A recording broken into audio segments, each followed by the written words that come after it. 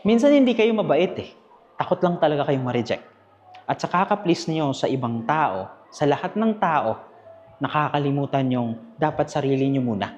Ang dapat niyong unahin, ang dapat niyong mahalin. So guys, kahit ano man ang gawin niyo, tandaan niyo, may masasabi sila sa inyo. Kapag hindi kasi kayo matutong magsabi ng no, mapapahamak kayo, mahihirapan kayo, mapapagod kayo, mauubos kayo.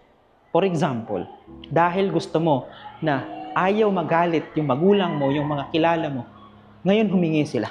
May kailangan sila. Ngayon kahit walang-wala ka na, kailangan mo pang umutang para may mabigay sa kanila. At pagdating ng panahon, nangako sila, babayaran nila. Pero ang problema, asan sila?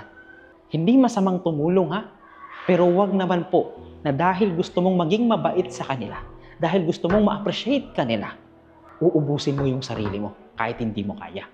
Matuto kayong humindi kasi darating ang panahon kapag puro oo kayo, kayo ang mauubos, kayo ang kawawa. Kasi minsan hindi kayo mabait, natatakot lang kayong ma-reject. So kung ganun ang thinking, wag po. Matutong maghindi, matutong magsabi ng no para pagdating ng panahon, hindi sasakit ang ulo mo.